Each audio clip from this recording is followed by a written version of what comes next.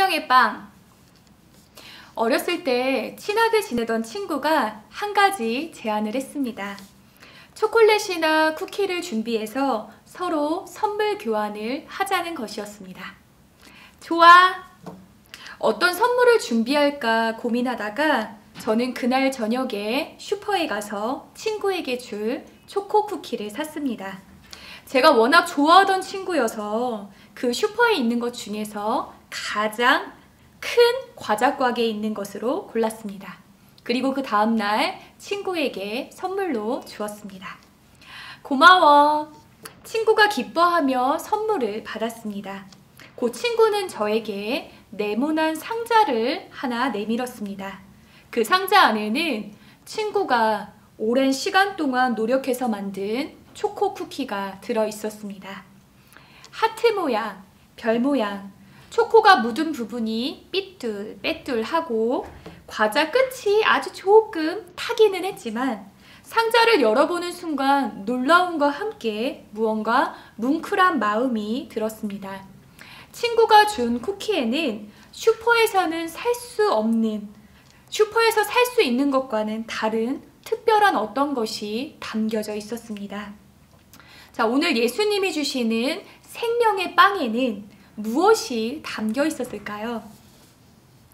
어린아이가 예수님께 드렸던 5개의 빵과 2마리의 물고기, 5병 2어의 기적으로 모든 사람이 배부르게 먹고도 12광주리를 거두었던 그 다음 날이었습니다. 전날 놀라운 기적을 체험했던 사람들이 예수님을 찾아 나섰습니다. 사람들이 예수님을 찾아 나선 이유는 하나님 앞으로 더 가까이 가고 싶어서가 아니라 현실적인 필요를 채우기 위해서였습니다. 그들은 배를 타고 갈릴리 바다를 건너서 가버나움까지 찾아와서 마침내 예수님을 만났습니다. 선생님, 언제 여기에 오셨습니까? 반가워하며 기뻐하는 무리들에게 예수님이 말씀하십니다. 너희는 썩어 없어질 양식을 얻으려고 일하지 말고 영생에 이르도록 남아있는 양식을 얻으려고 일하여라. 이 양식은 인자가 너희에게 줄 것이다. 처음 예수님 앞에 나왔던 순수한 마음은 사라지고 예수님이 기적을 일으켜 얼마든지 빵을 만들어주시는 분으로 여기게 된 사람들, 눈에 보이는 양식을 얻기 위해서 찾아온 그들에게 예수님은 영원한 양식에 대해서 말씀해 주십니다. 나는 생명의 빵이다. 이 빵을 먹는 사람은 누구나 영원히 살 것이다. 내가 줄 빵은 나의 살이다. 그것은 세상에 생명을 준다. 오늘 예수님은 우리에게 특별한 양식을 줄 것이라고 말씀하십니다. 그것은 바로 생명의 빵입니다. 우리는 매일 아침, 점심, 저녁에 밥을 먹습니다. 밥 대신에 빵을 먹기도 하고 배달 음식을 시켜 먹기도 합니다. 이렇게 우리는 살아가는 데 필요한 양식을 먹지만 그럼에도 언젠가는 죽음을 맞이합니다. 성경은 이러한 양식을 썩는 양식이라고 말씀하고 있습니다. 우리는 살기 위해서 매일 양식을 먹어야 합니다. 밥을 먹지 않으면 어떻게 될까요? 몸이 약해지고 계속해서 먹지 않으면 생명을 유지할 수가 없습니다. 그래서 생명을 유지할 수 있는 양식을 가득 쌓아두고 평생 먹는 것을 마련하기 위해서 열심히 일을 하고 노력을 합니다. 그러나 예수님은 이러한 썩는 양식을 위해서 노력하는 것이 우리의 삶의 전부는 아니라고 말씀하십니다. 여기에 또 다른 양식이 있습니다. 우리는 이 양식을 직접 먹어본 적은 없지만 성경에서 찾아볼 수 있습니다. 광야에서 이스라엘 사람들이 먹었던 것이 무엇일까요?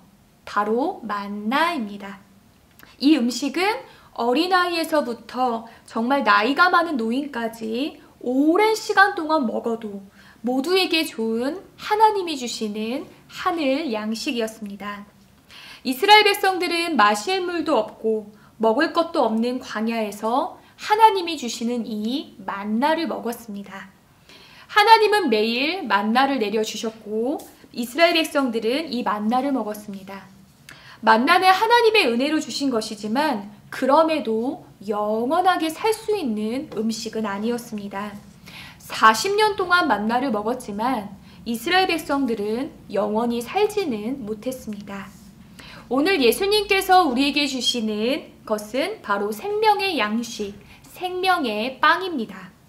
나는 생명의 빵이다.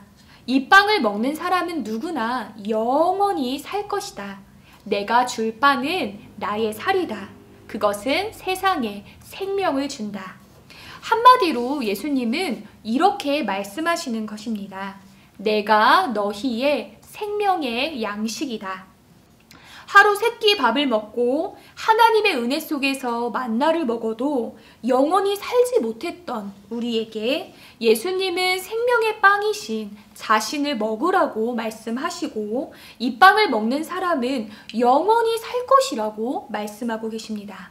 자, 그렇다면 어떻게 이 생명의 빵을 먹고 영생을 가질 수 있을까요? 요한복음 6장 47절에서 8절까지의 말씀입니다. 내가 진정으로 너희에게 말한다. 믿는 사람은 영생을 가지고 있다. 나는 생명의 빵이다. 생명의 빵을 먹고 영원한 생명을 가질 수 있는 유일한 방법은 바로 예수님을 믿는 것입니다. 예수님이 주시는 생명의 빵은 십자가에서 찢어지고 그리고 흘리실 예수님의 몸과 피를 두고 하신 말씀이었습니다. 예수님은 십자가의 죽으심을 통해서 우리에게 생명의 빵을 주셨습니다. 우리는 이 빵을 믿음으로 먹습니다. 하나님의 뜻은 마지막 날에 사람을 살리는 것입니다.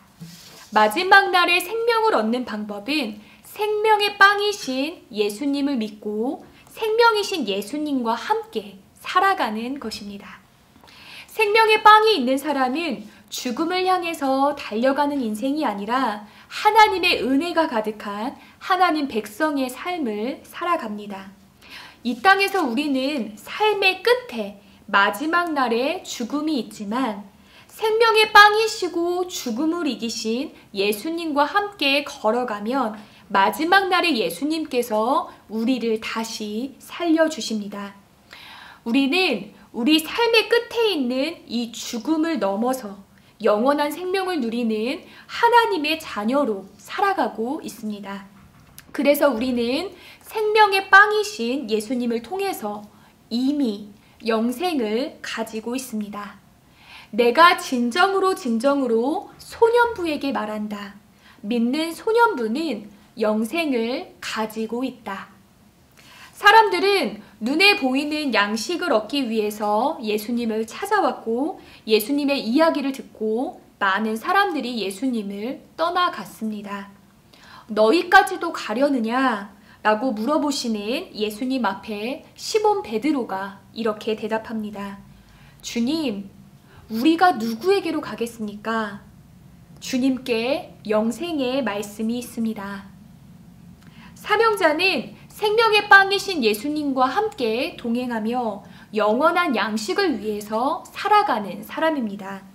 우리도 베드로처럼 생명의 주이신 예수님과 함께 살아가는 사명자의 삶을 살아갈 수 있어야 합니다.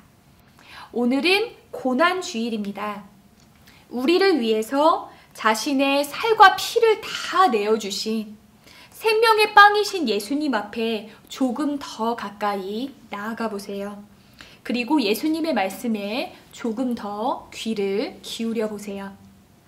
생명의 빵이신 예수님, 우리에게 영원한 생명을 주시는 예수님 안에서 우리는 사람을 사랑하고 사람을 살리는 사명자로서 어떻게 살아야 할 것인지를 알게 될 것입니다.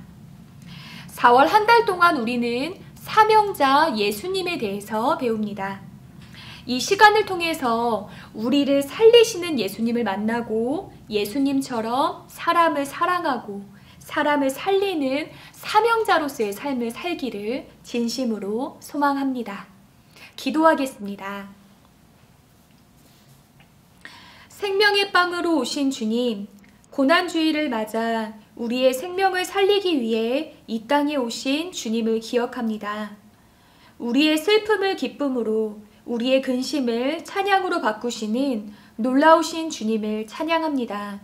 하나님, 소년부 공동체가 코로나19로 인해 오랜 시간 함께 예배를 드리지 못하고 있습니다. 우리를 살리기 위해서 고난받으신 주님의 사랑을 기억하며 부활의 주님을 기대하며 다시 만나 함께 예배 드리는 날을 기다립니다.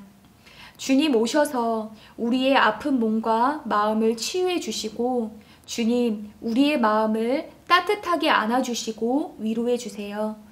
가족들과 함께 드리는 이 예배를 받아주시고 우리도 사람을 사랑하고 살리는 생명의 빵이신 예수님을 증거하는 사명자로 살아가게 해주세요. 예수님의 이름으로 기도드립니다.